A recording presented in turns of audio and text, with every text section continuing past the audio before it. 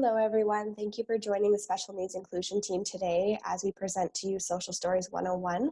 It's a beginning kind of explanation of what social stories are and how you can utilize them at home with your kids.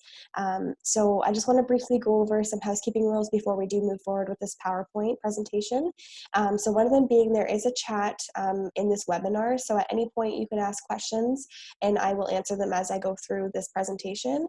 Also, I just wanted to briefly go over Zoom bombing. We did send out an email regarding what this is, but I just wanted to remind you, if someone does join the conversation that should not be here, I will quickly close down this webinar, and I ask that you close down it as well. And we will send you an email with a new passcode, and we will restart this webinar. So to get started, what is a social story? Social stories are a tool that are used to prepare children for social situations that are going to happen in the future. These stories are written in the child's perspective, and they act as a guide to allow the child to know what to expect. There's many benefits to using social stories. Some of them include building literacy skills because it gives the child an opportunity to read or have you read to them and work through the social story. It also provides clear instructions for what the expectations are. They can address feelings as well through the social story that is being shown to them, and it strengthens their memory and what to expect when these situations reoccur. So to get started for building a custom social story that meets the needs of your child, the first step is identifying the social situation you would like to help your child with. So there's many examples of what you may be wanting to help your child with. Some of them include how to social distance, because that is a new thing that we are all experiencing right now. Another one is washing hands, asking for a break, asking for help, or cleaning up a mess. So to move to step two, it's important to pick out visuals for this story. So once you've discovered what you want to teach them, you want to find pictures to go along with your story. Some of them can include clip art or photos you take yourself. You can also use illustrations that you would like to draw. It's just important to make sure that the pictures are clear so the child understands what is being expected. So for step three, you want to format your social story. So once you have all your pictures, it's time to give a description of what each picture means and what the expectation is for the child in that step. And then it's time to put that into a story or a package.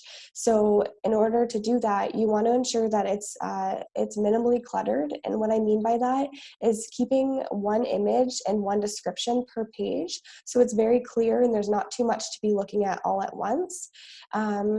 And then step four, it is time to read the story. So once you've had it formatted and you've gone through and you feel that it gives a good description of what the expectation is for your child, it's time to set aside time for you and your child to go through the social story. And it's important to also ensure that your child feels motivated, is attentive, and ready to learn in the time that you are going to present the social story, to ensure that they do take as much information they can from the story, and they are able to digest the information and keep that in their memory. And then there's step five, which is role playing and modeling. So role playing and modeling helps the child with this to solidify, the social story and the social situation that's being expected of them. So provide positive reinforcement through each step that is completed when you are going through the role play and modeling situation.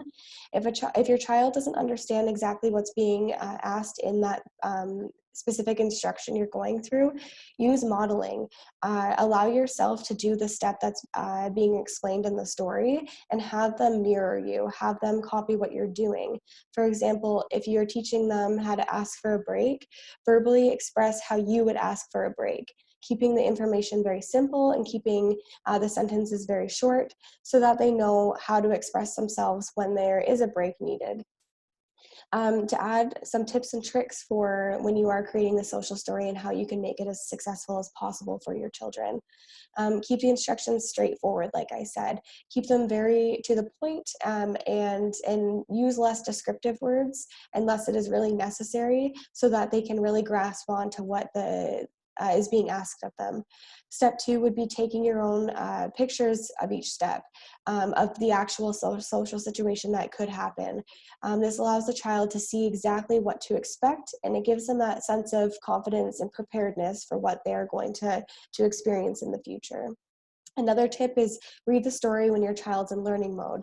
As I mentioned before, you want to make sure your child's attentive and motivated and wanting to read the story, because that's how they're going to grasp what's being asked and what the expectations are. And at the same time, they're going to be motivated to learn.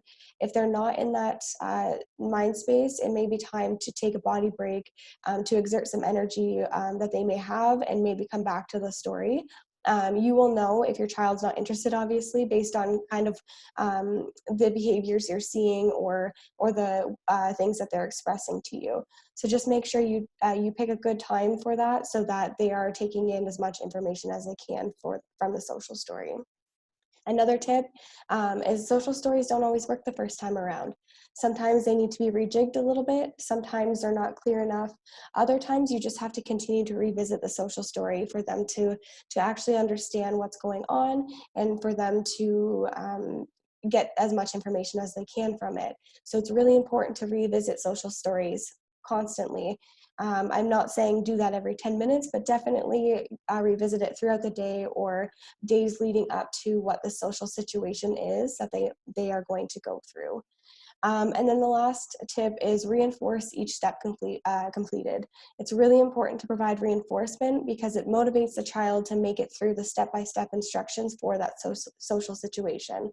So whether the reinforcement may be 5 minutes of a preferred activity, or a jelly bean maybe, or some form of food, if that's what they like, or a tangible item, something they can hold on to.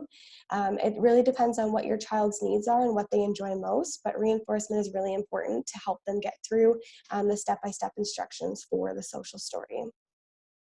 I just want to thank you for sitting in on this webinar, and getting some information for what social stories are and how you can help create one. The special needs inclusion team also does have some outlines that you can utilize, and some illustrations you can use to make it a little bit easier when you are formatting your social story. So if this is an interest to you and you think it may benefit your child, please let us know. We are here for you, and we are really happy to provide you some things that we have in our toolkits. And I also just want to mention that we are here to support you at any point. So just send us an email. There's the three of us, Brittany, myself, and Orlana. So please just jump in and send us an email, and we will help you uh, um, kind of problem solve and get through the trial and errors of what you may be experiencing. And we're also here to listen as well. So like I said, we are here for you, and if there's anything, just send us an email. I appreciate you sitting through this Social Stories 101 webinar, and I hope that you got some information that will help you with building your own social story and benefiting your children. Thank you, and have a good day.